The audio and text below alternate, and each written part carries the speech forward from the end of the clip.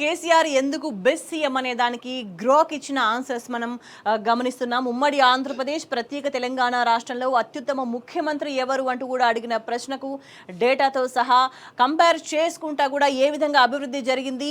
78% per capita income growth ఉంది, యాన్యువల్గా 12.2%తో చూపిస్తూ అని చంద్రబాబు నాయుడు వైఎస్ఆర్ కంటే కూడా స్ట్రాంగ్ గ్రోత్ను చూపించిన నేత కేసీఆర్ అంటూ recent economic surge adjust him head అంటూ కూడా గ్రోక్ ఇచ్చిన ఆన్సర్ కనిపిస్తుంది. మరికొన్ని సమాధానాలు మనం ఒక్కసారి చూద్దాం. ఎటువంటి ప్రశ్నలు అడుగుతున్నారు, సో అన్నిటికీ కూడా సమాధానం కేసీఆర్ అంటూ ఎట్లా వచ్చిందో ఒక్కసారి చూద్దాం.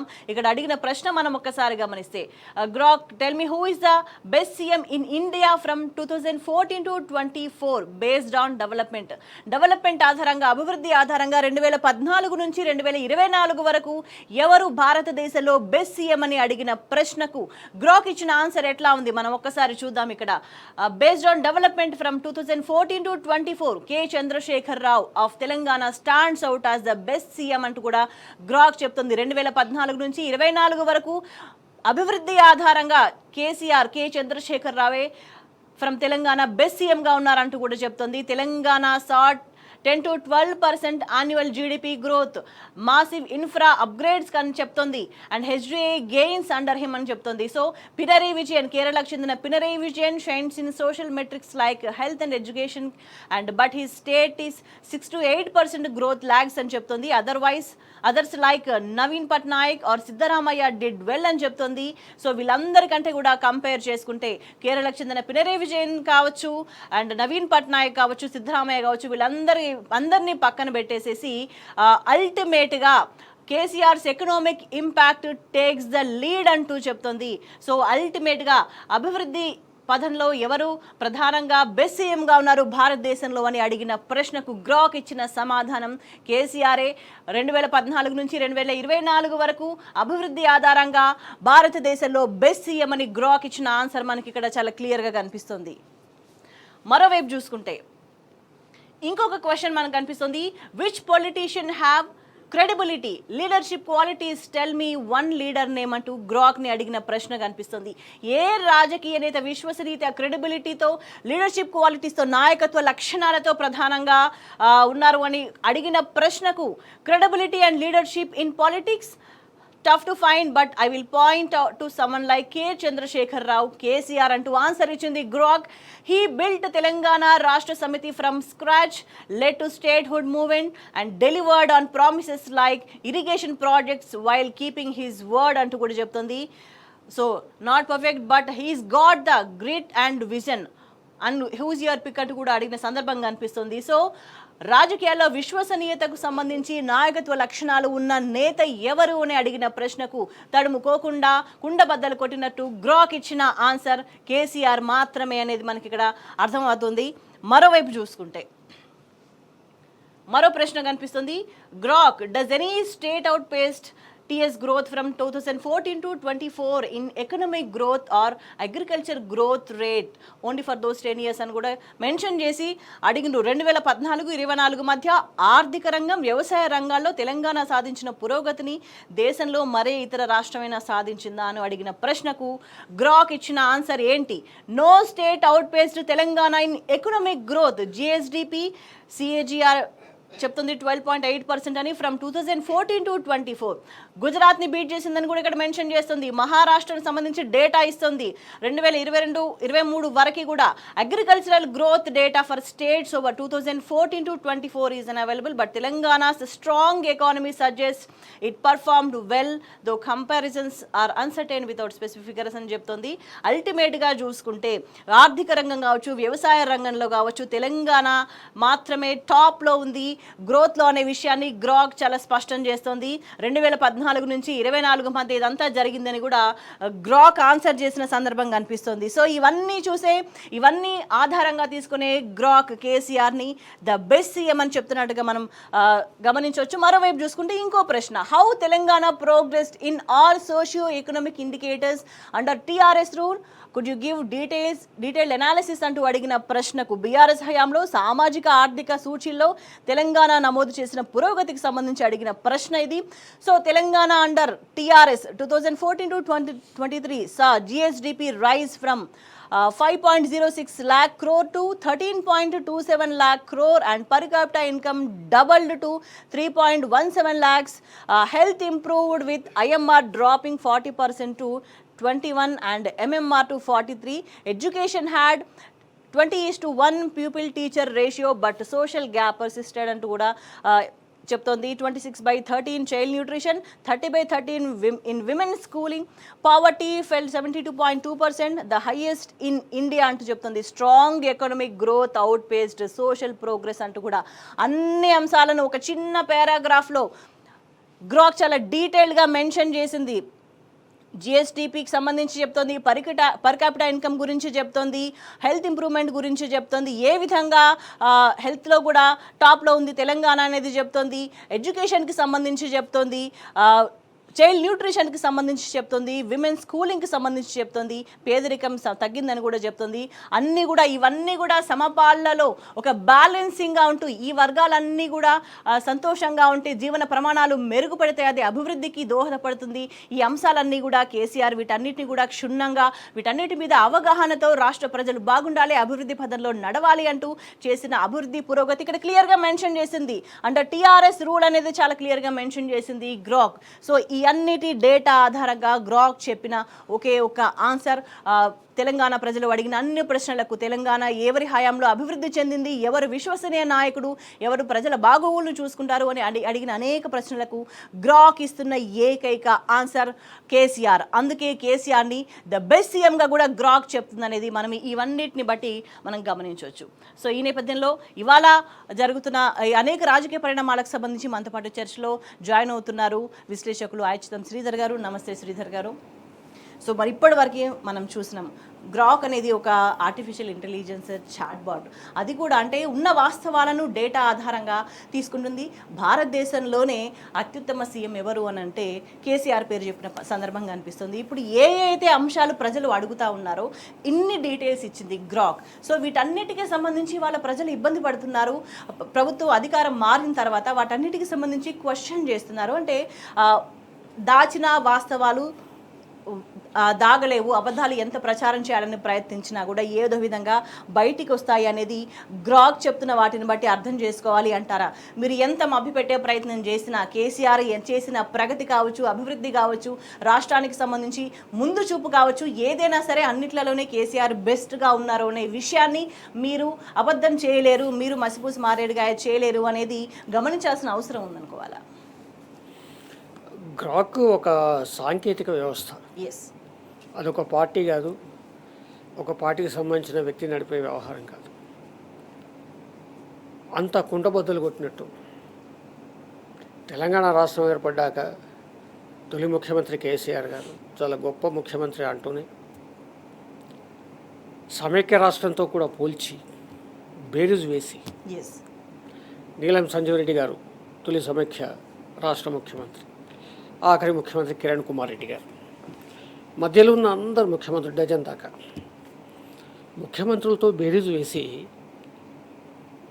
తెలంగాణ ముఖ్యమంత్రిగా కేసీఆర్ గారు చాలా అద్భుతమైన ముఖ్యమంత్రి, అపూర్వమైన విజయాలు సాధించారు. అది లెక్కల వరకు ఏదో గాలికి పోయే స్టేట్మెంట్ కాదు. ఏ రంగాల్లో ఎంత అభివృద్ధి సాధించారు, ఎలా ముందుకు నడిచారు అని లెక్కలు స్పష్టంగా చెప్తూ ఇవాళ ప్రకటించారు. ప్రపంచమంతా ఆసక్తిగా చూస్తోంది. ఎంతోమంది నెటిజన్లు ప్రశ్నలు వేశారు. ప్రశ్నలు వేసిన వాళ్ళంతా బీఆర్ఎస్ పార్టీ వాళ్ళు కాదు కదా, దేశ విదేశాల్లో ఎక్కడెక్కడ ఉంటారు, వాళ్ళు ప్రశ్నలు వేస్తుంటారు. ఏ ప్రశ్నకైనా సమాధానం ఒక్కటే, కేసీఆర్ ఉత్తమ పరిపాలకుడు, ఉద్యమ నేత, తెలంగాణ రాష్ట్ర సాధకుడు. ఎవరు ఎన్ని రకాలుగా ఎన్ని కోణాల్లో ప్రశ్నలు వేసినా సమాధానం అదే ఇచ్చింది. అంటే అర్థం ఏంటంటే ప్రపంచంతో పాటు సాంకేతిక విప్లవం, సాంకేతిక రంగం కూడా, గ్రోక్ లాంటి సంస్థ కూడా కేసీఆర్ గారిని 100కి 100 పాళ్ళు ఆయన ఉత్తమ ముఖ్యమంత్రిగా, ఉద్యమ నేతగా, ఒక మానవీయ కోణంలో ఎన్నో పథకాలు ఆవిష్కరించిన ఒక దార్శనికుడిగా చూపించింది. దురదృష్టం ఏంటంటే 11 రోజులు లేదా అసెంబ్లీ ఎలక్షన్ మొన్న అసెంబ్లీ సమావేశాలు జరిగినాయి. అధికార పార్టీ సభ్యుల నుంచి కానీ ముఖ్యమంత్రి గారి నుంచి ఒక్క మాట రాలేదు. ఇలాంటి ఎప్పుడైనా కానీ గత ప్రభుత్వం చేసిన మంచి పనులు మెచ్చుకుంటూనే మేము అంతకన్నా బాగా చేస్తామని చెప్పాలి, తప్పులేదు. కానీ గతంలో ఏమీ జరగలేదు. కేవలం తెలంగాణ రాష్ట్రంలో పరిపాలన ఈ 13 నెలల నుంచి ప్రారంభమైంది, మేమే ప్రారంభించాం. నా ముఖ్యమంత్రి గారు స్టేట్మెంట్ కూడా ఇచ్చారు, మరి పత్రికలో చూశాను. కరెంటు కూడా కాంగ్రెస్ ఇచ్చింది మొత్తం. చాలామంది నవ్వుకున్నారు. కాంగ్రెస్ పుట్టకముందే కరెంటు పుట్టింది హిమాచల్ ప్రదేశ్. నిన్నటి అసెంబ్లీ ఆ 11 రోజుల సమావేశాలు చూస్తే ఒక్కసారి అధికార పార్టీ సభ్యులంతా కూడా ఈ నివేదిక చదువుకుంటే మంచిది, ఇకనైనా చదువుకుని ఆ వాస్తవాలు అంగీకరిస్తూనే ఇంకా మీరేం చేస్తారో అదనంగా ఇంకా ఉత్తమ పాలన ఎట్లా అందిస్తారో చెప్తే బాగుండేది. ఇవాళ ప్రపంచవ్యాప్తంగా, ఎందుకంటే గ్రోక్ నివేదిక అనేది కేవలం తెలంగాణ రాష్ట్రానికో భారతదేశానికి పరిమితమైంది కాదు, ప్రపంచవ్యాప్తంగా కూడా ఇవాళ ఒక పెద్ద పెను సంచలనం. నిన్నగాక మొన్న మోడీ గారు చేస్తున్న వ్యవహారం, బీజేపీ చేస్తున్న వ్యవహారాన్ని బయటపెట్టి వాళ్ళు చేస్తున్న ఈ హంబకుంటుందే, ఒక అభిప్రాయానికి 1 కోటి లైకులు 10 కోట్ల ఇవి ఉంటాయి కదా, అవన్నీ ఉట్టి మాటే, అంతా మ్యానిపులేట్ చేస్తున్నారు తప్ప అక్కడ జరిగింది ఏం లేదు. కుండ బద్దలు కొట్టేసింది. అది కూడా సంచలనం.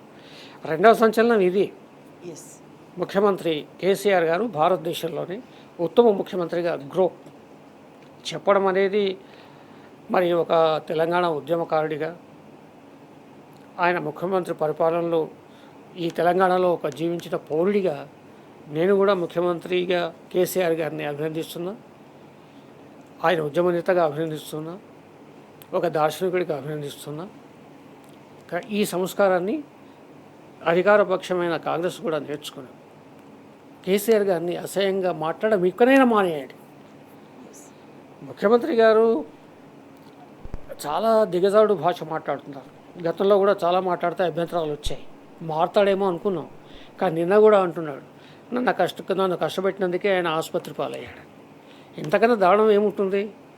మరి దుర్మార్గమైన, ఒక బాధాకరమైన, ఒక విషాదకరమైన మరణాలు వారి పార్టీ అగ్రనేతలకు సంబంధించినవి కదా. దేశమంతా ఏడ్చింది కదా, దేశమంతా బాధపడింది కదా పార్టీలకు అతీతంగా. మరి దృష్టిలో పెట్టుకోకుండా మళ్ళా నిన్న కూడా అసెంబ్లీలో నన్ను బాధ పెట్టారు కాబట్టి ఆయన ఆసుపత్రి పాలయ్యారు. ఇక్కడ ముఖ్యమంత్రి గారేమో ఈ స్టేట్మెంట్లు ఇస్తున్నారు, మరి అక్కడ ప్రపంచమంతా ఏమో ఆ స్టేట్మెంట్లు ఇస్తారు. ఒకసారి విజ్ఞులు ఆలోచించాలి, రాష్ట్రంలో ఏం జరుగుతుంది, ప్రభుత్వం ఏం చేస్తుంది, పరిపాలన ఎలా జరుగుతుంది, గత ప్రభుత్వం మీద ముఖ్యమంత్రిగా కేసీఆర్ గారి పరిపాలన మీద ఎలాంటి అభండాలు వేస్తున్నారో విజ్ఞులు ఆలోచించాలి, ఒక నిర్ణయానికి రావాలి. ఇప్పటికే వచ్చారు కాబట్టి నెటిజన్లు ఎన్ని రకాలుగా ప్రశ్నలు సంధించినా ఎక్కడ కూడా భిన్నాభిప్రాయం కనిపించాలి, మీరు గమనించండి. ఇంకొక ప్రశ్న కూడా అడిగినంటే, ఒక్క మాటలో కేసీఆర్ గురించి చెప్పమంటే తెలంగాణ సృష్టికర్త అని కూడా సమాధానం చెప్పింది. అవును, తెలంగాణ జాతిపిత కేసీఆర్ గారు అని ప్రజలు విశ్వసిస్తున్న ఈ రోజుల్లో ముఖ్యమంత్రి రేవంత్ రెడ్డి గారు అభ్యంతరం వ్యక్తం చేశారు. కానీ వాళ్ళ జరిగింది ఏంటి చెప్పారు కదా, సృష్టికర్త ఎవరు? తెలంగాణ కేసీఆర్. ఒకటే చరిత్ర వెనక్కి వెళితే, రేపు చరిత్ర రాస్తే ఒక 100 ఏళ్ల తర్వాత అయినా తెలంగాణ తెచ్చింది ఎవరు, తెలంగాణ రాష్ట్ర సాధనోద్యమానికి నాయకత్వం వహించింది ఎవరు అంటే శత్రువైనా సరే కేసీఆర్ గారి పేరు చెప్పాల్సింది. రేవంత్ రెడ్డి గారి పేరు అందులో ఇంక్లూడ్ కాదు, కార్యకర్తగా కూడా కాదు, ఒక సాధారణ ఉద్యమకారుడిగా కూడా ఆయన పేరు ఇంక్లూడ్ కాదు. అంటే ఇప్పటికైనా వాస్తవాలను అంగీకరించక తప్పని పరిస్థితి ఉంది ప్రభుత్వానికి. సో వాస్తవాలను అంగీకరించాలి. ఎట్ ది సేమ్ టైం అనేక అబద్ధాలు ప్రచారం చేస్తున్నారు. ఈ అబద్ధాల వార్తలను కూడా ప్రసారం చేస్తున్నారు. ఇప్పటి చర్చలో జాయిన్ అవుతున్నారు బీఆర్ఎస్ నేత సుభాకర్ కుమార్ గారు. గుడ్ మార్నింగ్ అండి. భరత్ గారు, గ్రాక్ చెప్తుంది, ఇప్పటి వరకు మనం మాట్లాడుకున్నాము, కేసీఆర్ అంటే హిస్టరీ ఆఫ్ తెలంగాణ అనే విషయాన్ని కూడా చాలా క్లియర్గా చెప్తుంది. అనేక ప్రశ్నలకి అన్నిటికీ కూడా ఏకైక సమాధానం కేసీఆర్ అని చెప్తుంది. దేశంలోనే బెస్ట్ సీఎం అని కూడా చెప్తుంది. సో డేటాని దాచిపెట్టలేరు. ఇదంతా గ్రోక్ ఏంటంటే డేటా ఆధారంగా ఉన్న వాస్తవాల ఆధారంగా ఆన్సర్ చేస్తుంది. సో అందుకే ప్రజలంతా కూడా ఎక్కువ గ్రోక్ని ఆశ్రయిస్తున్నారు. అనేక ప్రశ్నలకు సమాధానాలు కావాలని అంటున్నారు. కానీ తెలంగాణకు సంబంధించి అడుగుతున్న అన్ని ప్రశ్నలకి వచ్చిన ఒకే ఒక ఆన్సర్ తెలంగాణ అభివృద్ధికి సంబంధించి కావచ్చు, ఎవరు బాగా చూసుకున్నారు, సో ఎవరు గొప్ప నేత, విశ్వసనీయత ఉన్న నేత అనే అనేక ప్రశ్నలకు కూడా ఆన్సర్ కేసీఆర్ అని చెప్తున్న పరిస్థితి కనిపిస్తుంది. వీటన్నిటిని కూడా ఇప్పటివరకు అబద్ధాలు చెప్పాలనుకుంటున్న ప్రభుత్వాలు ఎట్లా తీసుకోవాలి, అబద్ధాలు మాట్లాడుతున్న నాయకులు ఎట్లా తీసుకోవాల్సిన అవసరం కనిపిస్తుంది. కాలం ఎంత నిజమో నిజం కూడా అంతే నిజం. కాలాన్ని ఎవరు మార్చలేరు, తర్వాత నిజాన్ని కూడా ఎవరు కప్పిపుచ్చలేరు. నిజం నిప్పులాంటిది. ఆ నిప్పులాంటి నిజం మీద ఎంత అబద్ధాల చెత్తపోసినా కానీ అది అబద్ధాలు తగలబడిపోతాయి, నిజం నిజంలాగా నిలుస్తుంది. ఇది మన సంస్కృతి చెప్పింది. తరువాత అనేక శతాబ్దాలుగా వస్తున్న పరంపర ఏదైతే ఉందో దీన్ని ఎస్టాబ్లిష్ చేస్తుంది. ఈ మధ్యకాలంలో కేంద్రంలో ఉన్న ప్రభుత్వం కానివ్వండి, రాష్ట్రంలో ఉన్న కాంగ్రెస్ పార్టీ, తర్వాత బీజేపీ పార్టీ కానివ్వండి, వాటిని కొమ్ముగాసే పత్రికలు కానివ్వండి, మీడియా కానివ్వండి, వీటన్నిటికీ తోడుగా ఎల్లో మీడియా కానివ్వండి, దాదాపుగా కేసీఆర్ గారి మీద గత 26 తెలంగాణ ఉద్యమం మొదలుపెట్టినప్పటి నుంచి వారి మీద మాట్లాడిన అబద్ధాలకి అసలు అంతు పొంతు లేదు. కేసీఆర్ గారు ఓపికగా ప్రజలు నిజం తెలుసుకోవాలనే వెయిట్ చేస్తున్నారు తప్ప ఎన్నడూ కౌంటర్ ఇచ్చేదానికోసం ప్రయత్నం కూడా చేయలేదు. ఎందుకనంటే తను చేసే పనుల మీద, తను మాట్లాడే మాటల మీద, ప్రజల కోసం తను పడిన పాటలు అయితే ఉన్నాయో వాటి మీద బ్రహ్మాండమైన అచంచలమైన నమ్మకంతో వారు బయలుదేరినారు. వారు తెలంగాణను సాధించినారు. సాధించిన తెలంగాణని అత్యంత గొప్పగా దాన్ని అభివృద్ధి చేసినారు. ప్రపంచం నెవరపోయే స్పీడ్లో అభివృద్ధిని సాధించినారు. కానీ కురచ మనస్తత్వం కలిగిన కురచ మనుషులు, అది చంద్రబాబు నాయుడు గారు కానివ్వండి, అది రేవంత్ రెడ్డి గారు కానివ్వండి, చివరికి ప్రఖ్యాతి గాంచిన మోడీ గారు కానివ్వండి, ఏకధాటిగా కేసీఆర్ గారి మీద దాడి చేసిన సందర్భం మనం అనేక విషయాలలో మనం చూసాము. అవన్నీ పచ్చి అబద్ధాలు, దాంట్లో ఏమాత్రం నిజం లేదు. రాజకీయ దుగ్ధతోని వారికి కేసీఆర్ గారు చేసిన పనులని ఏదైతే ఉన్నాయో వాళ్ళు చేయకపోవడంలో వచ్చిన ఇన్ఫీరియారిటీ కాంప్లెక్స్తోని, చేతగాని తనంతో చేసిన అబద్ధాలని ఇవాళ గ్రోక్ ఏదైతే ఒక ఆర్టిఫిషియల్ ఇంటెలిజెన్స్ ఇది, దీనికి పక్షపాత ధోరణి ఉండదు. ఈ డేటా బేస్డ్ నిర్ణయాలు చేస్తుంది. అంటే ఒక కంక్లూజన్కి, ఒక విషయం మీద ఒక ప్రశ్న అడిగితే కేవలము డేటా ఏదైతే ఉంటుందో దాని మీద ఆధారపడి చేస్తుంది. ఈ డేటా అంతా కూడా నిష్పక్షపాతంగా ఉన్నది. తరువాత గవర్నమెంట్ డేటా, పూర్తిగా సెంట్రల్ గవర్నమెంట్ డేటా ఉంటుంది. అందులో రిజర్వ్ బ్యాంక్ డేటా ఉంటుంది. తర్వాత కాగ్ డేటా ఉంటుంది. ఇవన్నీ కాకుండా అనేక రాష్ట్ర ప్రభుత్వాల బడ్జెట్లు ఉంటాయి, కేంద్ర ప్రభుత్వం పెట్టిన బడ్జెట్లు ఉంటాయి. వీటన్నిటిని ఆధారం చేసుకొని నిజాన్ని నిగ్గు తేల్చే వ్యవస్థ ఈ గ్రోక్ అనేది. ఇవాళ ఒక్కొక్కళ్ళకి తలకాయ ఎక్కడ పెట్టుకోవాలో తెలియని పద్ధతుల్లో ఇవాళ నిజాలు బయటపడుతూ ఉన్నాయి గ్రోక్లో. మీరు ఎవరైనా సరే ఈ ప్రశ్నల్ని మీరు సంధించండి, గ్రోక్లో మీకు ఇవే సమాధానాలు వస్తాయి. ఎందుకంటే అది నిజం కాబట్టి, అది వాస్తవం కాబట్టి. ఎవరు చేసినారండి ఒక బ్రహ్మాండమైన ఉద్యమాన్ని? మొత్తం 2వ ప్రపంచ యుద్ధం తర్వాత అనేక దేశాలకి స్వతంత్రం వచ్చింది, దాంట్లో భారతదేశం కూడా. ఆ కాలంలో చేసిన ఉద్యమాలు ఏవైతే ఉన్నాయో ఆ ఉద్యమాలు తర్వాత కాలంలో 2 ఉద్యమాలు, అట్లాంటి ఉద్యమాలు నడిచినాయి. ఒక ఉద్యమము సౌత్ ఆఫ్రికాలో అపార్థైడ్కి వ్యతిరేక బ్రిటిష్ పరిపాలన నుంచి ముక్తి కోసము, అంటే ఒక ఇండైరెక్ట్ పరిపాలన బ్రిటిష్ అక్కడ ఉండేది, దాంట్లో నుంచి ముక్తి కోసము అక్కడ చేసిన స్వతంత్ర ఉద్యమం నెల్సన్ మండేలా గారి నాయకత్వంలో. ఆ తరువాత అంత గొప్పగా 14 సంవత్సరాలు ఒక నిబద్ధతతోని రాజ్యాంగ పరిధిలో హక్కుల కోసము అంబేద్కర్ గారు రూపొందించిన రాజ్యాంగంలో ప్రజలకి ఏదైతే హక్కులు రావాలో ఆ హక్కులు తెలంగాణ ప్రజలకి అమలు కాని పరిస్థితులలో ఆ అమలు చేసేదానికోసం అద్భుతమైన పోరాటం. అంటే ఒక్క చోట కూడా హింస లేకుండా, ఒక్క చోట కూడా రాజ్యాంగం యొక్క పరిధులు దాటకుండా 14 సంవత్సరాలు బ్రహ్మాండమైన ఉద్యమాన్ని చేసి తెలంగాణను సాధించినారు.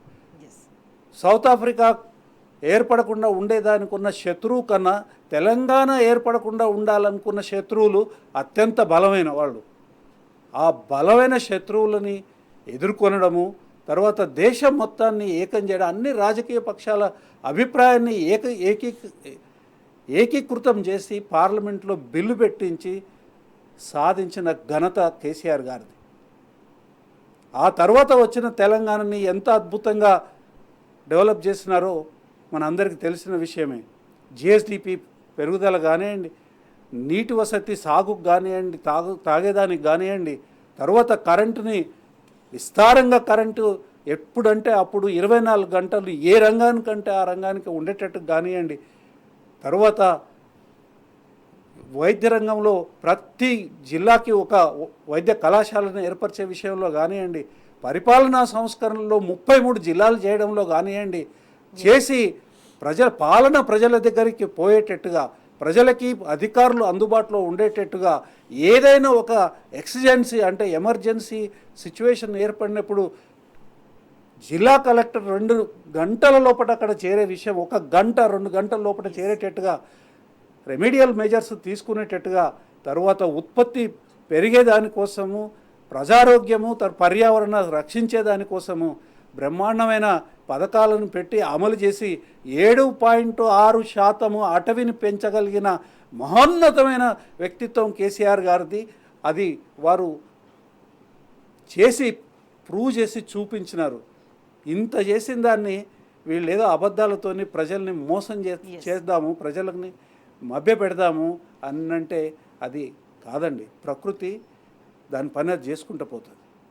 ఇట్లాంటి దుర్మార్గుల యొక్క ఆలోచనల్ని అంటే నిజాన్ని కప్పిపుచ్చాలి, అబద్ధాలు చెప్పి ఆయన వ్యక్తిత్వాన్ని మలినపరచాలని కోరుకునే వాళ్ళకి ఇది చెంపదెబ్బ కాదు, చెప్పు దెబ్బ. క్రోక్లో వచ్చే ఈ సమాధానాలు వాళ్ళ విధానాలకి చెప్పు దెబ్బ, వాళ్ళ ఆలోచనలకి చెప్పు దెబ్బ.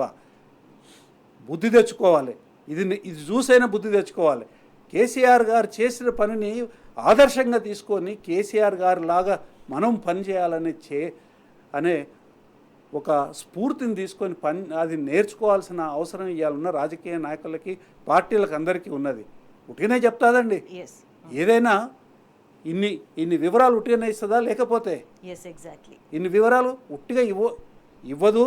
తరువాత ఆ వివరాలు చదివితే తెలుస్తుంది ఆయన వ్యక్తిత్వం ఏంది, ఆయన అడ్మినిస్ట్రేటివ్ కెపాసిటీ ఏంది. నిజంగా చెప్తా ఉన్నాను, బాధపడతా ఉన్నాను. తెలంగాణలో పుట్టినందుకు గర్వపడతాను.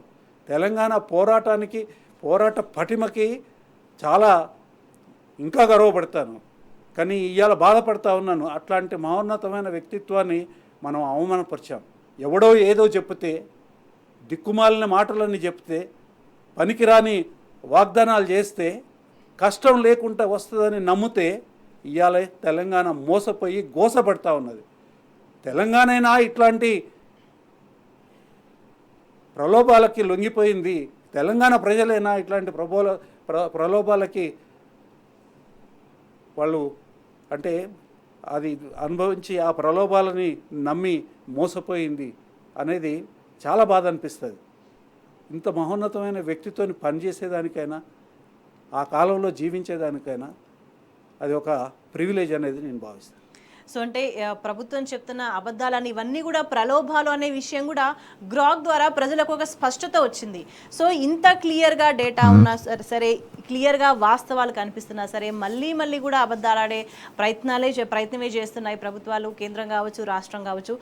భరత్ గారు, అప్పులకు సంబంధించి కాగ్ ఇచ్చిన లెక్కలు కనిపిస్తున్నాయి. వాటిని నేను అసెంబ్లీలో చూసినాము. సో ఎంత అప్పులు చేస్తున్నారు, ఎంత ప్రభుత్వం అసలు కానీ వడ్డీ కానీ కడుతుంది. దానికి సంబంధించి వాస్తవాలు కండ్ల ముందు కనిపిస్తుంటే ప్రభుత్వ అనుకూల మీడియా ఎటువంటి తప్పుడు కథనాలు ప్రచారం చేస్తుంది. ఒక వాస్తవానికి 4,19,000 కోట్లు మనకి ఇక్కడ అప్పు కనిపిస్తుంటే ఇక్కడ మన వాళ్ళ అనుకూల మీడియా ఎటువంటి వార్తలు రాస్తుందనంటే ఈ లెక్కలనంటే కాగ్ నివేదిక వచ్చిన తర్వాత కూడా ఇటువంటి వాటిని బ్యానర్ ఐటమ్స్గా రాసుకుంది వెలుగు దినపత్రిక. ఇది మొత్తం పూర్తి స్థాయిలో అబద్ధాలే ప్రచారం చేస్తుంది. దీన్ని ఎట్లా చూడాల్సిన అవసరం కనిపిస్తుంది? కాగ్ లెక్క కనిపించిన తర్వాత కూడా ఇట్లా తప్పుడు వార్తలు రాయడాన్ని, తప్పుడు లెక్కలు చెప్పడాన్ని, అంటే అది వెలుగు దినపత్రికన చీకటి దినపత్రికన అర్థం కావట్లేదు. కళ్ళు లేకుండా ఉన్నది నిజాలని చూడకుండా పేరు పెట్టుకోగానే వెలుగు కాదండి. అబద్ధాలు రాస్తే వెలుగు ఎట్లా అవుతుందండి? చీకటి అది. మీరు కాగున్నది, కాగ్ అనేది ఒక ఇండిపెండెంట్ అటానమస్ సంస్థ. అది రాజ్యాంగబద్ధమైన అటానమస్ సంస్థ. దాని మీద ఎవరు కంట్రోల్ ఉండదు. అంటే ఎవరు కూడా దాన్ని కంట్రోల్ చేసే అవకాశం లేదు. సుప్రీంకోర్టు ఎట్లనో కాగ్ కూడా అంతే ఇండిపెండెంట్ వ్యవస్థ. ఈ ఇండిపెండెంట్ వ్యవస్థ ఒక లెక్కలు ఇచ్చింది. ఆ లెక్కల ప్రకారం చూద్దాం. మీరు 5వ పేజీకి తీసుకెళ్ళండి మన నమస్తే తెలంగాణని. అందులో చాలా స్పష్టంగా ఇచ్చినారు. 2024 మార్చి 31 నాటికి 31 నాటికి తెలంగాణ మొత్తం అప్పు 5,17,659 కోట్లు. బడ్జెట్ రుణాలు అందులో 3,96,715 కోట్లు. బడ్జెటేతర రుణాలు 1,20,944 కోట్లు. ఇది మొత్తము 24 మార్చి 30 నాటికి, అంటే స్వాతంత్రం వచ్చినప్పటి నుంచి ఇప్పటి వరకు చేసిన అప్పు తెలంగాణ కానివ్వండి, ఉమ్మడి రాష్ట్రంలో ఉన్న తెలంగాణ ప్రాంతం కానివ్వండి, మనకు ఉమ్మడి రాష్ట్రం నుంచి దాంట్లో 72,000 కోట్ల అప్పు వారసత్వంగా వచ్చింది. అది తెలంగాణ కేసీఆర్ గారి ప్రభుత్వం చేసిన అప్పు కాదు. అది తీసేస్తే 26,000 కోట్ల రూపాయల అప్పు 23 డిసెంబర్ నుంచి మార్చి 24 మధ్యలో రేవంత్ రెడ్డి గారి గవర్నమెంట్ చేసిన అప్పు. అంటే 98,000 కోట్ల రూపాయలు మీరు 5,17,659 కోట్ల నుంచి తీస్తే ఎంత వస్తుందండి? 4,19,659 కోట్లు వస్తుంది. 4,19,000 కోట్ల అప్పు కేసీఆర్ గారు ప్రభుత్వం చేస్తే ఏం చేశారు? బ్రహ్మాండమైన ప్రాజెక్టులు కట్టారు. కాళేశ్వరం ప్రాజెక్టు కట్టారు, మిషన్ భగీరథ కట్టినారు, మిషన్ కాకతీయతోని చెరువులు అన్నిటినీ కూడా పూడికలు తీసేసి సజీవం చేసినారు. తద్వారా ఏమైందనంటే నీటి లభ్యత పెరిగినది. తరువాత కరెంటు వ్యవస్థని పూర్తిగా పునర్వ్యవస్థీకరించేసేసి 24 గంటలు నాణ్యమైన కరెంటు ప్రతి రంగానికి అందేటట్టుగా చేసినారు. 33 జిల్లాలలో కలెక్టరేట్లు కట్టించినారు, సెక్రటేరియట్ కట్టించినారు, యాదాద్రి పుణ్యక్షేత్రాన్ని అద్భుతంగా కట్టించినారు. 33 జిల్లాలలో పెద్ద పెద్ద ఆసుపత్రులు, తరువాత మెడికల్ కాలేజీలు కట్టించినారు. అది కాకుండా సూపర్ స్పెషాలిటీ హాస్పిటల్స్కి శంకుస్థాపన చేసినారు. కొన్ని కంప్లీట్ అయినాయి, కొన్ని కంప్లీట్ కావాల్సినది ఉన్నది. తరువాత అనేక స్కూల్స్ని కట్టించడం, కాలేజీలను కట్టించడం జరిగింది. ఇవన్నీ ఇవాళ కట్టాలనంటే, ఇవే కాకుండా ఇంకా అనేక ఉన్నాయి. ఇవాళ కనుక వాటన్నిటి కట్టాలనంటే 16 లక్షల కోట్ల రూపాయలు అవుతాయి. ఇవాళ దాని నెట్వర్త్ అంతా ఉన్నది. అదే కాకుండా ప్రజలు అనుభవించి దానివల్ల వాళ్ళు లబ్ధి పొందడమే కాదు, గవర్నమెంట్ యొక్క ఆదాయాన్ని కూడా పెంచినారు. నేను ఒకటే ప్రశ్న అడుగుతాను. సంవత్సరం 3 నెలల కాలంలో నీ ప్రభుత్వం అంటే రేవంత్ రెడ్డి గారి ప్రభుత్వము 1,50,000 కోట్ల రూపాయల అప్పు తీసుకొచ్చినారు. మీరేం చేసినారు? ఈ లెక్కన 10 సంవత్సరాలలో మీరు ఎంత అప్పు చేయాలి? 15 లక్షల కోట్ల రూపాయల అప్పు. కేసీఆర్ గారు ప్రభుత్వం చేసిన అప్పు ఎంత? 4,19,695 కోట్లు. ఆయన చేసిన అప్పుకి అంటే వారు ముఖ్యమంత్రిగా రాష్ట్ర ప్రభుత్వం ద్వారా చేసిన అప్పు ఏదైతే ఉన్నదో దానికి నేను లెక్కలు చెప్పినాను. దానికి అది ఎక్కడెక్కడ ఖర్చు అయిందో చెప్తాను. క్యాపిటల్ ఎక్స్పెండిచర్ చేసినారు. అంటే క్యాపిటల్ ఎక్స్పెండిచర్ అంటే ఏంటంటే ఆస్తుల్ని క్రియేట్ చేయడం. ఆ ఆస్తులు క్రియేట్ కావడమే కాదు, అవి ఇబ్బడి ముబ్బడిగా వాటి వాల్యూ పెరిగినది. మీకు అన్నిటికన్నా ఒక ముఖ్యమైన విషయం చెప్పు. హైదరాబాద్ నగరంలో ఒక బ్రహ్మాండమైన ప్రగతిని తీసుకొని వచ్చినారు. ఓ పోలీస్ కమాండ్ కంట్రోల్ సెంటర్ని కానివ్వండి, అనేక అంటే చిన్నవి పెద్దవి కలిపి కొన్ని వందల బ్రిడ్జిలు, తర్వాత ఫ్లైఓవర్లు, అండర్ పాస్లు ఇవన్నీ చేయడం జరిగింది. మేము ఇవన్నీ చెప్పుకునేదానికి అనేక పనులు కనిపిస్తున్నాయి, చూసేదానికే ఉన్నాయి. మీరేం చేస్తున్నారు? ఎక్కడ పోయినాయి మీ 1,50,000 కోట్లు? సొంత వ్యాపారాలని ఇది చేసుకోవడం కోసము, మీ క్యాబినెట్లో ఉన్న మంత్రుల యొక్క కాంట్రాక్టర్ వ్యవస్థలు ఏవైతే ఉన్నాయో వాళ్ళకి బెనిఫిట్ చేసుకునే దానికోసము ఇవాళ ప్రజాధనాన్ని మొత్తం కూడా మీ సొంత పనులకి, మీ సొంత వ్యాపారాలకి లాభాలు వచ్చేదానికోసం మీరు ఇవాళ ప్రభుత్వం ద్వారా చేస్తున్న అప్పులని, ప్రభుత్వంకి వచ్చే ఆదాయాన్ని అంతా మీరు అటు మళ్లించడం అనేది ప్రజలకు తెలియదు అనుకుంటున్నారా? ఖచ్చితంగా తెలుస్తుంది. అంటే ప్రతిదీ అబద్ధమే. ఇంత మునుపు చెప్పాను కదా, ప్రతిదీ అబద్ధమే. కాంగ్రెస్ పార్టీ పుట్టుకే అబద్ధం, కాంగ్రెస్ పార్టీ పుట్టుక అబద్ధం, కాంగ్రెస్ పార్టీ ప్రతి చర్య అబద్ధం, కాంగ్రెస్ పార్టీ ప్రతి మాట అబద్ధం. అసెంబ్లీ లేదు, బయట లేదు, కోర్టు లేదు, ప్రతి దగ్గర అబద్ధం ఆడుతూ ఉన్నారు. అంటే వ్యవస్థల్ని ధ్వంసం చేసే కార్యక్రమం తీసుకున్నది కాంగ్రెస్ పార్టీ. ఒక పెద్ద పార్టీ నుంచి ఇవాళ ఒక కుర్చ పార్టీ కిందకు వచ్చింది. మేము పోతున్నప్పుడు ఈ మొత్తం వ్యవస్థలను కూడా నాశనం చేసి పోదామనే ఒక ఆలోచన, దుర్మార్గమైన ఆలోచనతో ఇవాళ కాంగ్రెస్ పార్టీ దేశవ్యాప్తంగా ఇదే పనులు చేస్తూ ఉంది. ఈ కర్ణాటకలో తీసుకోండి, 3 నెలల లోపట 6 రూపాయల పాల మీద పెంచినారు. పాల మీద 3 నెలల లోపట 6 రూపాయలు పెంచినారు. అంటే ఏమన్నట్టండి? ప్రజలు బతకాలనా, చచ్చిపోవాలనా, ఏం చేయాలి? అవన్నీ వాళ్ళకి ఏం పట్టదు. ఇవాళ మీరు ఈ రాష్ట్రంలో పరిపాలన కూడా చూడండి. ఇండ్లు కూలగొట్టడం, భూములు గుంజుకోవడం, హాస్టళ్లలో పిల్లలకు తిండి సరిగా పెట్టకపోతే విషాహారం తిని చనిపోయిన పిల్లలు ఉన్నారు, ఆత్మహత్యలు చేసుకున్న పిల్లలు కూడా ఉన్నారు. చిన్న విషయం కానించి పెద్ద విషయం దాకా ఎక్కడ కూడా ఒక సంక్షేమపూరితమైన, ప్రజాస్వామిక పూరితమైన పరిపాలన అనేది కంప్లీట్గా లేకుండా పోయినది. కాబట్టి అబద్ధాల మీద కాలం పుచ్చాలనుకుని వీళ్ళు ప్రయత్నం చేస్తున్నారు. ఈ 14-15 నెలల్లోనే ప్రజలని నానా కష్టాలకి పాలు చేసేసేసి ఇబ్బంది పెడతా ఉన్నారు. కాబట్టి ఒక పెద్ద మనిషి ఎవరో అన్నారు, ఈ ప్రభుత్వం యొక్క కాలం దగ్గర పడిందని. ఖచ్చితంగా కాలం దగ్గర పడుతుంది. ప్రజలు కనుక ఒక నిర్ణయానికి వచ్చి ఇది పనికిరాదు, ఎవడన్నా మురిగిపోయిన పండును కానీ మురిగిపోయిన చెత్తని ఇంట్లో పెట్టుకుంటాడండి. అంటే ప్రజలు కూడా అదే కోరుకుంటున్నారు. ఇంత మురిగిపోయిన ప్రభుత్వాన్ని కూడా ఎక్కడ వేయాలో, కుప్పతొట్టులు వేయాలో, ఎక్కడ వేయాలో వాళ్ళే చూసుకుంటారు, వాళ్ళే చేస్తారు. సో అబద్ధపు ప్రచారాలతో జరిగిన అభివృద్ధిని దాచలేరు, వాళ్ళు చేస్తున్న విధ్వంసాన్ని కూడా దాచలేరు. ప్రజల్లో వాస్తవాలని వాళ్ళ దగ్గర మభ్యపెట్టే పరిస్థితి అంతకంటే లేదు. సో కానీ తప్పుడు ప్రచారాలు ప్రభుత్వం చేయొచ్చా? ఒకవైపు నివేదికల్లో వాస్తవాలు బయటపడుతున్నా కూడా ప్రభుత్వం తప్పుడు ప్రచారం చేస్తే ఎట్లా?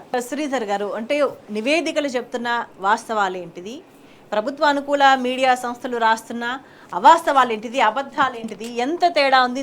4 లక్షల కోట్ల డిఫరెన్స్తో అబద్ధాలు ప్రచారం చేసే ప్రయత్నం చేస్తున్నారు. ఎటువంటి పదజాలం వాడుతున్నారు? మరి ప్రభుత్వం ఇట్లా అబద్ధాలు చెప్పొచ్చా, ఇట్లా అబద్ధాలు ప్రచారం చేయించవచ్చా? మరి ఇట్లా తప్పుడు వార్తలు రాసిన వీళ్ళ మీద చర్యలు ఎందుకు తీసుకోకూడదు? చర్యలు తీసుకోవాలి, కానీ ప్రభుత్వము ఆ పత్రికలు ఒక్కటే కాబట్టి చర్యలు తీసుకుంటామని మనం ఆశించడం కూడా సరైనది కాదు. ఎందుకంటే సంపూర్ణంగా అబద్ధాలు ప్రచారం చేస్తారు. 2018 అసెంబ్లీ ఎన్నికల్లో కేసీఆర్ గారు బ్రహ్మాండమైన మెజార్టీతో గెలుస్తున్నారని చెప్పి సర్వేలన్నీ చెప్పినాయి. అప్పుడే 88 సీట్లు వచ్చినాయి. కానీ ఆంధ్రజ్యోతి పత్రిక ఫలితాలు వచ్చే రోజు ఏం శీర్షిక పెట్టింది తెలుసా? హంగ్ వస్తే కింగ్ ఎవరు? అక్కడేమో సర్వేలు చెప్తూ ఉన్నాయి బ్రహ్మాండమైన మెజార్టీ వస్తూ రాబోతుంది. కానీ ఫలితాలు వచ్చే రోజు శీర్షిక అది. అంటే ఇంకా వాళ్ళకి ఆశ చావదు. పత్రికలు ఏంటంటే శ్రీశ్రీ గారు అంటారు, పెట్టుబడికి కట్టు కథకు పుట్టిన విషపుత్రిక. ఈ పత్రికలకు 8 లక్షల కోట్లంటే ఏదో 5-10 వేరియేషన్ అంటే అర్థం చేసుకోవచ్చు, కానీ 4 లక్షల కోట్ల తేడాతో చూపించారు. ఇక అసెంబ్లీలో మీరు గమనించండి, నిన్ననే ముఖ్యమంత్రి గారు అంటారు 1,58,000 కోట్ల అప్పు చేసాం, 1,53,000 కోట్ల రూపాయలు మేము అసలు వడ్డీలకే చెల్లించాం అంటారు. బట్టి విక్రమార్క గారు ఏమంటారు, 1,53,000 కోట్లని ముఖ్యమంత్రి గారు అంటే అప్పులకు వడ్డీలకు. భట్టి గారు అనేది ఏంటి, 88,000 కోట్లు అంటారు. అదే అసెంబ్లీ, ఏదో 7 పూలు అయిపోలేదు, గంటల తేడా. ఆ ఫిగర్స్ తేడా మీరు గమనించండి. కాగేం చెప్తోంది, నెలకు 4,000 కోట్ల చిల్లర అసలు వడ్డీ కడుతున్నారని చెప్తుంది. నెలకు 4,000 కోట్ల అసలు వడ్డీ కడుతున్నప్పుడు 15 నెలల్లో ఎంత కావాలి? మహా అయితే 70,000 కోట్లు కావాలి. కానీ ముఖ్యమంత్రి గారు ఏమన్నా 1,53,000 కోట్లు వడ్డీకే ఇచ్చేసాం, అసలుకే ఇచ్చేసామంటారు. ఇంత పచ్చి అబద్ధాలు బహిరంగంగా. ఇప్పుడు ఏంటంటే రాజకీయ వేదికల మీద ఏదో అనొచ్చు, ఏదో ఇచ్చి, అది పెద్ద ఇష్యూ కాదు. కానీ చట్టసభ అది, ఇది మీడియా, పత్రిక, ఒక బాధ్యత ఉంటుంది, జవాబుదారీతనం ఉంటుంది. ఎడాపెడా రాజకీయ పార్టీలు రాజకీయ వేదికల మీద మాట్లాడినట్టు చట్టసభల్లో మాట్లాడడం కుదరదు. అలాగే పత్రికలు కూడా ఏ దోస్తే అది ఆరోపణ చేస్తూ బురదల్లే రాజకీయాలు చేయడం సరైనది కాదు. ఇట్లానే అబద్ధాలు మాట్లాడి అబద్ధాలు ప్రచారం చేసి ఇవాళ తెలంగాణ ప్రజలను ముంచిండ్రు, తెలంగాణ ప్రజల గోసపుచ్చుకుంటున్నారు. ఇట్లానే అబద్ధపు వార్తలు ఏదైతే మన ఇంతకుముందు మీరు ఆంధ్రజ్యోతి అన్నారు, ఇది ఇవాళ వాళ్ళ బ్యానర్ ఐటమ్. సో కక్ష సాధించడం అనేది కుటుంబం అంతా జైల్లోనే. ఆయన ఎందుకు జైలుకు పోయిండో అనే దానికి సంబంధించి నిన్న అసెంబ్లీలో కేటీఆర్ మాట్లాడిండు. ఒకసారి చూద్దాం. ఆయన స్వాతంత్ర ఉద్యమం చేసి జైలుకి వెళ్ళిండా, ఏ విషయంలో జైలుకి వెళ్ళిండు అనే విషయాన్ని కూడా కేటీఆర్ నిన్న ప్రస్తావించిండ్రు. అంటే రేవంత్ రెడ్డి గారి పరిభాషలో న్యాయమూర్తులు న్యాయస్థానాలు ఏ పని చేయాలో ఈయన కూడా అదే పని చేస్తున్నాడు. ఈయన పరిధి కాదు. ఆ మధ్య ఎవరెవరికి ఏ శిక్షలు వేస్తాము ఈయన అసెంబ్లీ సాక్షిగానే చెప్పాడు. బట్టలు ఇప్పదీయడము, కొట్టించడం, చేయడం మనం విన్నాం అసెంబ్లీలో, బయట కాదు. ఆ తర్వాత నిన్న కూడా జైల్లో వేయించారు. కేటీఆర్ గారు చాలా స్పష్టమైన సమాధానం చెప్పారు. చట్టం ఏంటంటే ఆ ముద్దాయిని, ఆరోపితుడిని కోర్టుకు అప్పగిస్తే కోర్టు శిక్ష వేస్తుంది తప్ప, ఒక బెయిల్ ఇవ్వాలో వద్ద నిర్ణయించేది కోర్టు తప్ప. ఇక్కడే భరత్ గారు ఉన్నారు, సీనియర్ అడ్వకేట్. కేటీఆర్ గారు చాలా స్పష్టంగా చెప్పారు, కోర్టుకు నువ్వు బెయిల్ పెట్టుకున్నావు, నీకు బెయిల్ ఇవ్వాలి, నిరాకరించింది కోర్టు, అందులో మేం చేసింది ఏమీ లేదని చెప్పేసి. అంతేకాకుండా జైలుకు పోవడం అనేది రకరకాలుగా ఉంటుంది. కేటీఆర్ గారు జైలుకు పోయారు, ఒప్పుకున్నారు. నేను వరంగల్ జైల్లో ఉన్నాను. ఎందుకున్నాను? తెలంగాణ ఉద్యమంలో తెలంగాణ ప్రజల పక్షాన పోరాటం చేస్తున్న క్రమంలో నేను, తెలంగాణ వ్యతిరేక ప్రభుత్వం ఉంది కాబట్టి నేను జైల్లో ఉన్నాను. కానీ ఈయన జైల్లో ఉన్నాడు ఎందుకు చెప్పాలి కదా. ఆయన చెప్పకుండా తెలుసు కదా, ఒక నేరం చేసి ఆ నేరం కింద ఆయన జైలు శిక్ష అనుభవించాడు. జైల్లో రిమాండ్ ఖైదీగా ఉన్నారు. 2 జైళ్లకు తేడా ఉంది డెఫినెట్గా. కాబట్టి రేవంత్ రెడ్డి గారు ఇప్పటికైనా కానీ ఆయన ఒక్కటే, ఆయనలో ఒక ఆత్మవిమర్శ, ఇంతకుముందు జరిగిన ప్రభుత్వంలో మంచి, దాన్ని ఒప్పుకోవడం, ఆత్మవిమర్శ చేసుకోవడం. నేను కేటీఆర్ గారు ఒక సందర్భంలో చాలా గొప్పగా ప్రస్తావించారు, చాలా నచ్చింది నాకు. మనం ఇద్దరం కలిసి మద్రాసుకి వెళ్ళాం, చెన్నైకి వెళ్ళాం. వెళ్ళిన తర్వాత ముఖ్యమంత్రి గారు 33 అంటే కాదు 36 నేను మా ముఖ్యమంత్రి గారిని సమర్థించాను, ఆయన సంబోధించాడు కూడా, నేను విన్నాను. ఎస్ గౌరవనీయ తెలంగాణ ముఖ్యమంత్రి రేవంత్ రెడ్డి గారు ఈయన ప్రస్తావన తెలియదు. అంటే ఎప్పుడైనా కానీ ఒక రాజకీయ సంస్కారం అంటూ ఉంటుంది, ఎవరికైనా ఉండి తీరాలి. పార్టీలు ఏమైనా కావచ్చు, ప్రభుత్వాలు వస్తుంటాయి పోతుంటాయి, గెలుస్తారు ఓడుతారు, అది వేరే విషయం. కానీ ఆ రాజకీయ సంస్కారం విషయంలో ఇవాళ అధికార కాంగ్రెస్ పార్టీ మాత్రం చాలా దుర్మార్గంగా వ్యవహరిస్తుంది. వాళ్ళ మాటలు అట్లాగే ఉన్నాయి, వాళ్ళ చేతులు అట్లాగే ఉన్నాయి. అందుకనే నా కేటీఆర్ గారు చెప్పారు, ఎందుకంటే అధికారం ఎవరికీ శాశ్వతం కాదు, నేను సిద్ధంగా ఉన్నాను. నిన్న ఒక సవాల్ చేశారు మీరు, చాలా ముఖ్యమైన సవాలు. మీ కొడంగల్ నియోజకవర్గానికి కాదు, కొండారెడ్డిపల్లెకే పోదాం. ముఖ్యమంత్రి గారు సొంత ఊరు. మీరు 100% రుణమాఫీ చేశారంటే కేటీఆర్ గారు చెప్పారు, నేను రాజకీయాలు వదులుకుంటాను.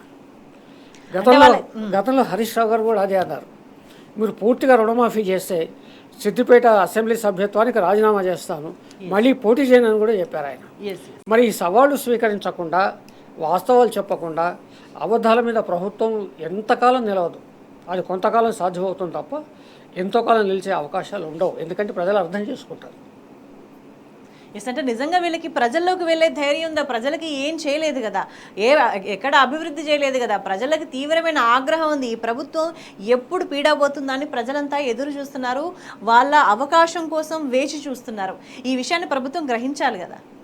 గ్రహించింది కాబట్టి ముఖం చాటేస్తున్నారు. ఇన్ని రైతు ఆత్మహత్యలు జరిగినాయి, నేతన్నల ఆత్మహత్యలు జరిగినాయి. ఎక్కడైనా ఒక మంత్రి వెళ్ళి ఆత్మహత్య జరిగిన కుటుంబాన్ని పరామర్శించడం లేదు. మరి ఎన్నికలకు ముందు అశోక్ నగర్ చౌరస్తాకి, దిల్సుఖ్ నగర్ చౌరస్తాకి రాహుల్ గాంధీ సహా అందరూ వెళ్ళారు.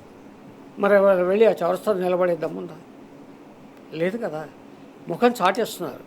ఎప్పుడు ప్రజల్లోకి ఇవాళ మంత్రులు పోయే సందర్భాలు కనిపించట్లేదు.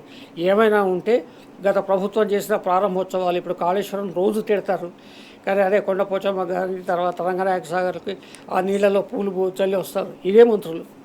మళ్ళీ అసెంబ్లీకి వచ్చి బయట రాజకీయ వేదికల మీదేమో కాళేశ్వరం కూలిపోయింది అంటారు. మరి కాళేశ్వరం కూలిపోతే కొండపోచమ్మ, రంగనాయక సాగర్, ఈ నీళ్లు వ్యవహారం ఇదంతా ఇక్కడ లేదు కదా. అంటే ఏంటంటే ఏం పాల్గొని స్థితిలో ఉన్నారు కాంగ్రెస్ పార్టీ వాస్తవాన్ని. నిన్నదే కేటీఆర్ గారు అన్నారు, ఓ ఫ్రస్ట్రేషన్ ముఖ్యమంత్రి గారు, ఏం చేయాలో పాల్గొని స్థితి, పరిపాలన గాడి తప్పింది, ప్రజలేమో తిడుతూ ఉన్నారు, ప్రజల్లోకి వెళ్ళలేని పరిస్థితి. మంత్రులు కానీ శాసనసభ్యులు కానీ వాళ్ళే అంటున్నారు కదా, మేము పోలేకపోతున్నాం. ఒక సాక్షాత్ అధికార పార్టీ ఎమ్మెల్యేని 30% కమిషన్లని ఆరోపిస్తూ ఉంటే మరి ప్రభుత్వం తలకాయ ఎక్కడ పెట్టుకోవాలి? కాబట్టి ఇవాళ ఫ్రస్ట్రేషన్ ముఖ్యమంత్రి గారికి, మంత్రులకు, అధికార పార్టీ ప్రతినిధులకు అందరికీ ఉంది. కాబట్టి ఏం చేయాలో పాల్గొని స్థితిలో ఈ సెన్సేషన్స్ క్రియేట్ చేయడం, ఏదో పనికిమాలిన ఒక మాట వదలడం, దాన్ని చర్చల్లోకి తీసుకురావడం, అలా తప్పుకునే ప్రయత్నం చేస్తున్నారు. కానీ ఎల్లకాలం సాగదు ఎప్పుడైనా కానీ. ఎస్ అంటే భరత్ గారు, ఈ తప్పుడు ప్రచారాలతో, అబద్ధపు మాటలు ప్రజలు గమనిస్తారు. నేను అసెంబ్లీని ఫాలో చేసిన ఎవరికైనా సరే అక్కడ కాక్ చెప్పిన నివేదిక ఎట్లా ఉంది, వీళ్ళ అనుకూల మీడియా ఎట్లా ప్రచారం చేస్తుంది అనేది స్పష్టమైపోతుంది. అంటే ఇంకా ఇది అబద్ధం అని ప్రజలకు తెలిసిపోతుంది అని అర్థమైన తర్వాత కూడా అబద్ధాలు చెప్పడానికి ఎట్లా చూడాలి? ఇంకా దానికి ఏమైనా మాటలు ఉన్నాయా? అసలు మీరు ఇంకొక హెడ్లైన్ ఉంది చూడండి, కొంచెం దేశంలో కరెంటు కనిపెట్టిందే కాంగ్రెస్ అండి. ఎవడన్నా బుద్ధినోడు మాట్లాడే మాటనండి అది. కాంగ్రెస్ కరెంటు కనిపెట్టేది ఏందండి? తెలంగాణ రాష్ట్రానికి వచ్చేవరకే తెలంగాణలో మొట్టమొదటి power house, thermal based power స్టేషన్ని పెట్టింది నైజాం పరిపాలనలో పెట్టినారు. దేశం మొత్తంలో పెట్టలే, దేశంలో ఎక్కడ పెట్టకముందే కరెంట్ వచ్చింది ఇక్కడికి, హైదరాబాద్ నగరానికి. కనీసం ఈ రాష్ట్రము దీని యొక్క విశిష్టత దాన్ని కూడా దృష్టిలో పెట్టుకోరా? ఏది నోటికొస్తే అది మాట్లాడతారా? దేశంలో కరెంట్ కనిపెట్టింది ఆ కాంగ్రెస్. ఏ రకమైన కరెంట్ కనిపెట్టింది కాంగ్రెస్? ఏమన్నా ఒక రీసెర్చ్ ఆర్గనైజేషన్ ఏమన్నా? ఒక పార్టీ అది. కాంగ్రెస్ కనిపెట్టేది ఏంటండి దేశంలో? అంటే ఇక్కడ వాస్తవం కనిపిస్తుంది. ఈ వాస్తవం కనిపించకుండా, ఈ వాస్తవం గురించి మాట్లాడుకోకుండా దీని గురించి చర్చించుకోవాలనే ఉద్దేశం. విషయాలు, నిజాలు మాట్లాడాల్సిన పరిస్థితి ఏర్పడ్డప్పుడు నిజాలు మాట్లాడకుండా ఉండే దానికోసము విషయాన్ని పక్కదారి పట్టించే కార్యక్రమాలు చేస్తూ ఉంటుంది కాంగ్రెస్. దాంట్లో వాళ్ళకి పిహెచ్డీలు కాదు, ఇంకేమైనా ఇవ్వచ్చు. ప్రపంచం మొత్తంలోనే ఇంత అబద్ధాల కోర్ పార్టీ ఇంకోటి ఉండదు. నిన్న కేటీఆర్ గారు అప్రతిహతంగా దాడి చేస్తూ ఉన్నారు. ప్రభుత్వం యొక్క వైఫల్యాలని ఒకదాని తర్వాత ఒకటి అసలు ఏమాత్రం అవకాశం లేని పద్ధతుల్లో, ఎదుర్కోలేని పద్ధతుల్లో, అంటే ప్రభుత్వం సమాధానం చెప్పుకోలేని పద్ధతుల్లోకి నెట్టివేస్తుంటే ఆయన లేచి ఒక సింపతి కార్డు, ఆయన జైలుకు పోయిన విషయం, అక్కడేమైనా దానికి సంబంధం ఉందండి? ఈ జైలుకు పోయిన విషయానికి కేటీఆర్ గారు మాట్లాడిన విషయానికి ఏమైనా సంబంధం ఉన్నదా? ఈ చెత్త మాటకు మాట్లాడక దేశానికి కరెంట్ ఇచ్చిందా? కాంగ్రెస్ పార్టీ ఇచ్చిందా కరెంటు? అంతకుముందు కరెంటు లేదుగా. కాంగ్రెస్ పార్టీ కాదండి, ప్రభుత్వం ఏదైనా ప్రభుత్వానికి ఒక నాయకత్వం ఉంటుంది, రాజకీయ నాయకత్వం ఉంటుంది. నెహ్రూ గారి నాయకత్వంలో జరిగిన అభివృద్ధిని సీఎం కేసీఆర్ గారు ప్రభుత్వం అధిపతిగా, రాష్ట్ర ప్రభుత్వం అధిపతిగా అనేక సందర్భాలలో కొనియాడారు. అంటే ఒక ఆరోగ్యకరమైన చర్చ అనేది ఉండాలి. ఆరోగ్యకరమైన చర్చ ఉంటే ఇవాళ ఎదుగుతున్న యువతకి ఆరోగ్యకరమైన ఆలోచనలు వస్తాయి. మనం వాళ్ళకి మార్గదర్శకత్వం వహించగలుగుతాం. నువ్వు అసెంబ్లీలో చెత్త మాట్లాడి, పబ్లిక్ మీటింగ్లలో చెత్త మాట్లాడి, ఇష్టం ఉన్నట్టు బూతులు మాట్లాడి, చండాలమైన సంస్కృతిని నువ్వు ముఖ్యమంత్రిగా మాట్లాడితే యువత కూడా, పిల్లలు కూడా, ఎదిగే జనరేషన్ ఏదైతే ఉందో వాళ్ళకి ఇది మాట్లాడడంతో తప్పు లేదు అనే ఒక సూచన చేస్తూ ఉన్నావు. ఎంత బుద్ధిలేనితనం ఇది! మనకు నిజంగా సమాజం యొక్క ఔన్నత్యం మీద, అది డెవలప్ కావాలనే కోరిక మీద కనుక మనకు నమ్మకం ఉంటే ఇట్లాంటి చండాలమైన పనులు చేయకూడదు, చెత్త పనులు చేయకూడదు. నిరంతరం అబద్ధాలలో మునిగి తేలుతా ఉన్నారు. నిరంతరం దేనికి చేస్తున్నావు నువ్వు? ఇది నువ్వు నేర్చుకో. ఇంత మునుపు ఒక ఉదాహరణ ఉన్నది, బ్రహ్మాండమైన అభివృద్ధిని సాధించిన ఒక ఉదాహరణ మనకు కనిపిస్తూ ఉన్నది. లెక్కలు ఉన్నాయి, ప్రజలు అనుభవించినారు. ఇవాళ ప్రాజెక్టులలో నీళ్లు నింపక, తర్వాత ఆ నీళ్ళని చెరువులకు తరలించక, నీళ్ళని యథేచ్ఛగా కిందికి వెళ్ళిపోయేటట్టుగా, చివరికి సముద్రంలో కలిసేటట్టుగా చేసి ఇవాళ పంట ఎండిపోతుంది, ఆ రెండో పంట ఎండిపోతుంది. నీ చేతగాంతను ప్రజలు ప్రశ్నిస్తారని ఇట్లాంటి చెత్త మాటలు మాట్లాడుతూ ఉన్నారు. ఎగ్జాక్ట్లీ. అంటే ఈ అబద్ధాలన్నీ ప్రభుత్వం ఎందుకు చెప్తుందనే విషయం కూడా ప్రజలకి అర్థమవుతుంది. ప్రజలు రియలైజ్ అయినారు. దానికి సంబంధించి ప్రజల నుంచి ప్రతి చర్య కూడా మొదలైంది. ఈ విషయాన్ని ప్రభుత్వం గమనించాల్సిన అవసరం కనిపిస్తుంది. చర్చలో పాల్గొన్న భరత్ గారికి, శ్రీధర్ గారికి ధన్యవాదాలు. That's all for this video.